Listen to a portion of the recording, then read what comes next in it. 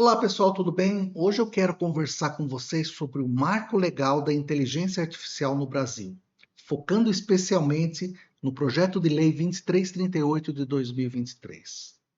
A proposta aqui não é só repetir o juridiquês, mas mostrar como esse projeto foi se consolidando, quais disputas ele traduziu e por que ele pode ser chamado de um texto histórico de regulação, embora não esteja, ainda, aprovado. Mas vamos lá. Ao longo da fala, eu vou seguir um caminho que começa no raio-x do projeto. Passa pela sala de máquinas da regulação, pela participação da sociedade, pelos principais pilares do texto, e termina olhando para o lugar do Brasil no mapa global da governança da inteligência artificial. Vamos começar pelo raio-x do projeto de lei 2338 de 2023. Projeto de autoria do presidente do Senado, Rodrigo Pacheco, do PSD de Minas Gerais. E teve relatoria do senador Eduardo Gomes, do PL do Tocantins. A emenda sintetiza bem a ambição do texto: regular o uso da inteligência artificial, equilibrando, de um lado, o fomento à inovação tecnológica e, do outro, a proteção dos direitos fundamentais. Em termos de tramitação, no Senado, o processo se encerrou em 26 de dezembro de 2024. Ou seja, esse primeiro ciclo legislativo foi concluído ali, Senado. Agora, ele foi para a Câmara. O projeto chegou em março de 2025 e ainda está em análise, abrindo uma nova rodada de debates e eventuais ajustes. Esse raio-x já mostra a tensão central. Como criar segurança jurídica para quem desenvolve e usa IA, sem abrir mão de garantias como privacidade, não discriminação, liberdade de expressão e integridade do processo democrático. Assim, eu preciso falar um pouquinho do CTIA, que na realidade é uma sala de máquinas da regulação. E aí vamos voltar um pouquinho no tempo. Antes do projeto de lei 2338 aparecer com esse formato, o Congresso já tinha uma série de projetos esparsos aí rolando. PL 5051 de 2019, PL 5691 de 2019, PL 21 de 2020, PL do 872 de 2021, entre outros. E aí a Comissão Temporária Interna sobre Inteligência Artificial no Brasil, a CTIA, funcionou como essa sala de máquinas da regulação. Ela fez um trabalho de unificação legislativa, puxando para uma mesma espinha dorsal temas que estavam dispersos, como políticas de dados, responsabilidade civil, direitos autorais, responsabilidade por danos causados por sistemas de IA.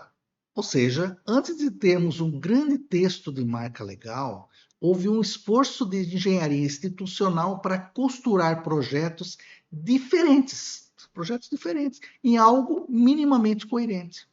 Isso explica porque o PL 2338 ele já nasce com a ambição de ser um marco abrangente e não só uma lei pontual.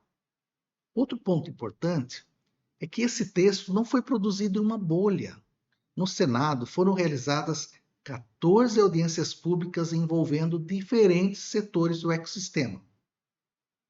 De um lado, instituições de justiça e controle, como o TCU, Tribunal de Contas da União, com o Acórdão 616 de 2024, o Conselho Nacional de Justiça, o CNJ, e o Ministério Público. Do outro lado, representantes da economia e da tecnologia, como CNI, Acespro, Bascom, CGI.br, e além disso, atores da mídia e da sociedade civil, como a Aberta, NJ, OAB, ITS Rio e Instituto Palavra Aberta. A mensagem aqui é que não se tratou apenas de um debate técnico de nicho. Assim, praticamente todo o ecossistema interessado em IA, em liberdade de expressão, mercado de dados, em proteção de direitos, teve algum lugar à mesa. Isso explica porque o texto final ele tenta equilibrar tanto interesses distintos, muitos interesses, e, claro, carrega também um monte de contradições dessa pluralidade. Nós temos também algumas pautas importantes como pano de fundo. E aí vale um comentário, que é importante notar que esse debate sobre IA, ele não acontece isolado de outras agendas sensíveis no Congresso.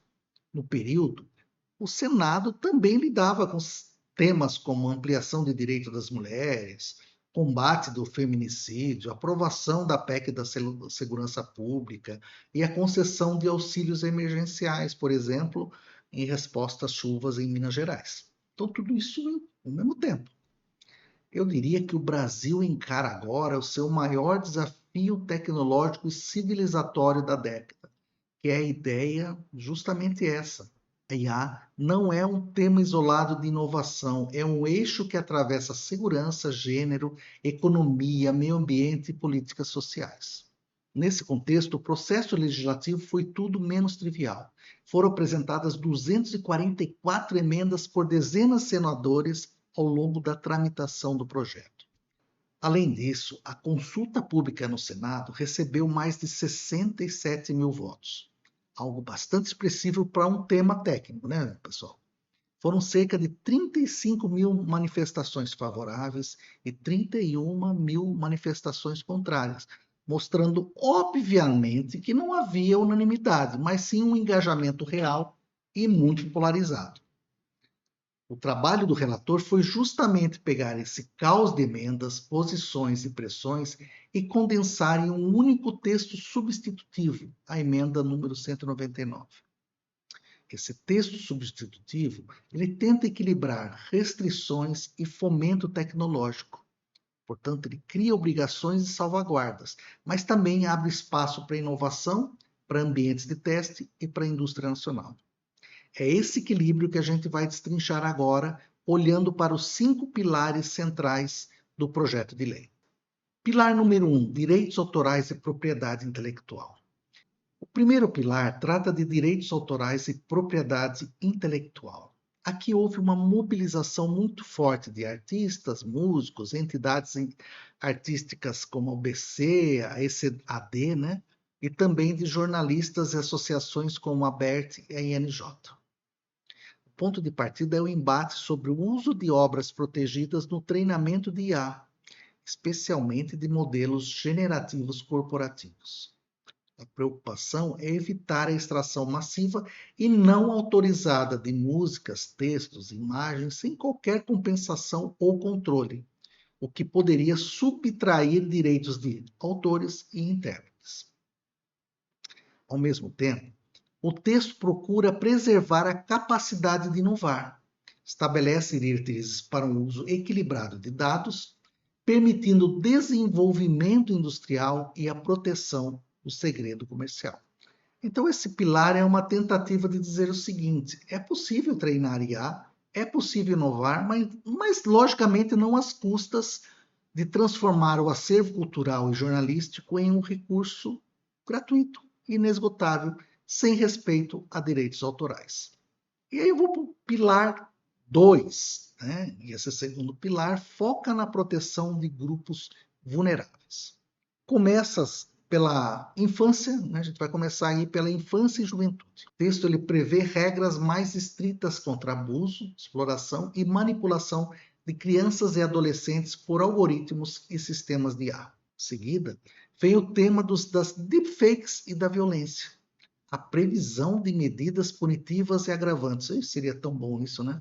Inclusive com alterações do Código Penal, para o uso de IA em crimes contra a honra, em caso de genocídio e de violência contra a mulher. Outro eixo é a não discriminação.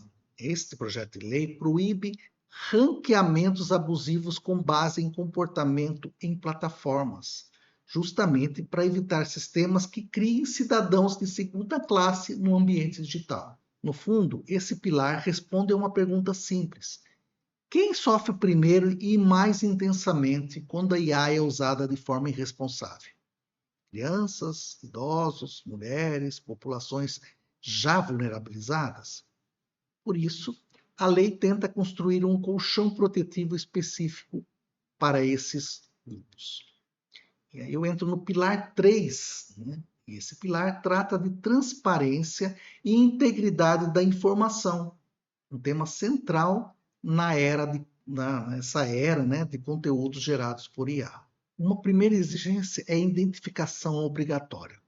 Materiais audiovisuais gerados por sistemas de IA devem ter marcas d'água ou avisos claros, um selo identificador que permita separar o que é produzido por máquinas do que é produzido por humanos. No campo da publicidade e do consumo, a lógica é semelhante. Fim da publicidade enganosa com IA. O consumidor ele deve saber quando está interagindo com um sistema automatizado e quando ele está diante de conteúdo manipulado ou sintético. Por fim, há uma conexão direta com a democracia. Eu vou tentar explicar. Esse texto ele busca proteger o espaço público contra a produção automatizada de conteúdo inautêntico, voltado a manipular, né, manipular as eleições e o debate político. A gente já viu isso, né, pessoal? Em outras palavras, não se trata apenas de transparência técnica, mas de preservar a confiança mínima no que vemos, lemos e compartilhamos em períodos eleitorais e no cotidiano. O quarto pilar é a regulação baseada em risco, muito inspirada na lógica de outros marcos, como por exemplo o europeu. O projeto diferencia especialmente os sistemas de risco alto ou extremo. Por exemplo, avaliação de crédito, justiça criminal e uso de biometria em massa. Nesses casos, as exigências aumentam. No caso, auditorias mais robustas, uma supervisão humana obrigatória, processos de diligência mais rigorosos. Um ponto muito relevante aqui é a inversão do ônus da prova para sistemas de IA de alto risco. Isso é bastante importante. Em caso de dano, a responsabilidade de demonstrar que não houve falha deixa de recair exclusivamente sobre o cidadão afetado e passa a pesar também sobre o desenvolvedor ou provedor do sistema. Isso facilita a defesa do cidadão, porque reconhece que é praticamente impossível para o usuário comum abrir a caixa preta de um modelo de IA e provar sozinho onde está o problema. A lei aí, no caso, ela tenta reequilibrar essa assimetria de informação. No caso, você não tem uma questão simétrica, né? As redes, elas têm muito mais poder do que o cidadão. Nós vamos aí então para o quinto pilar, que olha para a economia, o trabalho e a inovação. Um instrumento central é o sandbox regulatório, no qual, o que é isso? Ambientes de teste controlados em que startups e empresas podem experimentar novas soluções de IA sem sofrer imediatamente todo o peso da regulação tradicional. A ideia é criar um espaço protegido que permita aprender com a prática, corrigir rumos e, ao mesmo tempo, fomentar uma indústria nacional de IA, em vez de apenas importar tecnologias prontas. Outro eixo é a infraestrutura. O texto aponta para incentivos à pesquisa, à atração de data centers, que eu não acho grande coisa, né, na minha opinião, e a formação de talentos no Brasil, reconhecendo que IA não é só software, mas também capacidade computacional, educação e ecossistema produtivo. Por fim, há a proteção do trabalhador. Esse projeto de lei prevê salvaguardas em sistemas de IA que afetam diretamente relações de trabalho, garantindo espaço para negociação via sindicatos e acordos coletivos, em diálogo com o Estatuto do Trabalho. Ou seja, não se trata, assim, no caso, de demonizar a automação, mas de evitar que a IA seja usada como atalho para precarizar ainda mais o trabalho, processo que está bem, né? Cada dia pior, né? E esvaziar a negociação coletiva. Mas nós temos problemas e críticas à lei, né? Então, esse PL 2338 de 2023, que é o marco regulatório da IA no Brasil, enfrenta críticas severas de entidades como a Coalizão Direitos na Rede, IDEC e a ANPD, especialmente por enfraquecimentos introduzidos durante a tramitação no Congresso, Senado especificamente. Um dos pontos mais controversos é o artigo 14, que permite amplas exceções para reconhecimento facial em segurança pública e justiça criminal, abrindo portas para vigilância massiva sem salvaguardas técnicas adequadas. Isso viola a privacidade, especialmente da população negra, pois nenhuma tecnologia atual mitiga erros e discriminações racionais inerentes, como alertado pela campanha Tire Meu Rosto da Sua Mira, que é uma campanha contra propostas do relator Aguinaldo Ribeiro para forçar regras em espaços públicos na rede. Além disso, os incisos 9, 10 e 11 do mesmo artigo autorizam sistemas de policiamento preditivo para prever infrações, perfis criminais ou recorrência de crimes com base em traços de personalidade e comportamento, o que a coalizão classifica como tecnosolucionismo pseudocientífico, reforçando discriminações estruturais e violência contra grupos marginalizados sem benefícios comprovados em estudos nacionais e internacionais. A desidratação do texto no Senado removeu obrigações de governança detalhada, participação social em avaliações de impactos e proteções a trabalhadores, influenciada, obviamente, por lobby do CNI, por exemplo, deixando lacunas graves em fiscalização, banimento de tecnologias perigosas como armas autônomas ou reconhecimento de emoções, e omissões sobre vulneráveis como crianças, golpes digitais, scores de créditos enviesados e epistemicídio cultural. Ainda conflitos com a LGPD, que é a Lei Geral de Proteção de Dados. Esses conflitos são referentes principalmente a dados de alto risco, redações vagas no artigo 1º que excluem sistemas existenciais, listas imprecisas de risco delegadas a agências e normas rígidas para IA de baixo risco, contrastando com o AI Act europeu, que é a norma europeia, né? Na Câmara, audiências de junho de 2025 expõem a necessidade urgente de emendas para equilibrar inovação e direitos fundamentais na rede. Avançando na linha do tempo, nós temos aí uma tal de super terça, se vocês se lembram, que foi no dia 10 de dezembro de 2024, onde o relator Eduardo Gomes leu, né, o parecer número 207 em plenário, apresentando o texto consolidado. Na sequência, o projeto foi aprovado em turno único e suplementar. As dezenas de emendas de plenário são debatidas, depois elas são absorvidas no substitutivo, outras rejeitadas, até que se chegou a uma versão final aprovada pelo Senado. Essa é a forma como o projeto ele anda, né? Só para explicar para vocês. Esse momento, né, ele é importante porque sinaliza que, pelo menos em uma das casas, houve um mínimo de consenso suficiente para avançar, apesar de toda a controvérsia anterior, tá? Claramente nós estamos num país polarizado e etc. A partir daí, né, no caso, o debate se desloca para a Câmara dos Deputados, que em 17 de março de 2025, por meio do ofício SF 235/2025, o texto chegou oficialmente à Câmara, que atua, no caso, como uma casa revisora. E o que se deve esperar dessa nova fase? Primeiro, uma nova rodada de revisões e comissões especiais, repetindo em parte o que aconteceu no Senado, mas agora com outra correlação de forças políticas. E aí eu vejo um cenário não tão bom, mas vamos lá.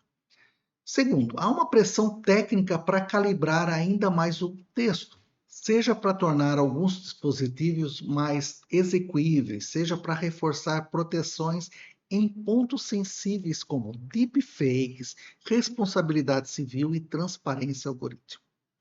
Terceiro, o PL precisa dialogar com a agenda atual da Câmara em direitos e economia, o que pode gerar ajustes em temas como trabalho, inovação, segurança pública e a regulação de plataformas. Em resumo, o tabuleiro mudou de casa, mas o jogo político e técnico ele está longe de ser terminado. E aí eu preciso falar um pouquinho aqui, quase finalizando, a questão da regulação. Ela, obviamente, ela exige fiscalização contínua. Vejam, um dado que não dá para ignorar é a dimensão do engajamento, como eu já disse para vocês. Vamos lá, cerca de 35 mil votos favoráveis e 31 mil votos contrários. Isso mostra que ela não é só um assunto técnico, também é um tema bastante engajador.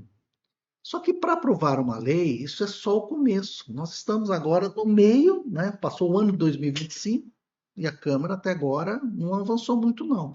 A própria apresentação insiste que a regulação exige fiscalização contínua, acompanhar os dados abertos, seguir as transmissões da TV Câmara, usar ferramentas como o portal Comprove uma Notícia e participar de futuras audiências públicas. Ou seja, há um chamado à ação. Sociedade civil, academia, setor produtivo e cidadãos em geral precisam continuar vigiando, cobrando e participando, porque a forma concreta de aplicação dessa lei vai depender muito de como ela for interpretada, regulamentada e fiscalizada. Certo? Muito bem. E aí, como vocês acham que o Brasil ele se situa no mapa da regulação global? Então, para fechar, né, eu gostaria de trazer aí uma frase síntese: garantir direitos fundamentais inegociáveis sem perder o bonde do futuro. Essa é a lógica que nós pensamos, tá? Então a imagem final é a do Brasil destacado em um mapa mundi, reforçando a ideia de que este PL funciona como um passaporte para inserir o país no ecossistema global de IA, com segurança jurídica, responsabilidade e humanidade. Tá? Portanto, nós precisamos dialogar com outras experiências regulatórias, como a União Europeia, como a dos Estados Unidos, como a do Canadá, mas partindo de uma realidade própria, marcada por desigualdades profundas, por um sistema de justiça sobrecarregado e por um mercado de tecnologia ainda fortemente dependente de players estrangeiros. A mensagem que eu deixaria para encerrar é: o marco legal da IA não é um ponto de chegada, mas um ponto de partida. Ele abre um campo de disputa sobre o que queremos dizer, na prática, quando falamos em inovação com direitos, em automação com dignidade e em tecnologia a serviço da democracia. E essa disputa continua, inclusive com a nossa participação. Você gostou do conteúdo deste vídeo? Ora, deixa aí seu like, que isso aí ajuda a compartilhar essas ideias para outras pessoas. Inscreva-se no canal se achar adequado e deixo aqui meu até logo e nos vemos em breve. Abraço.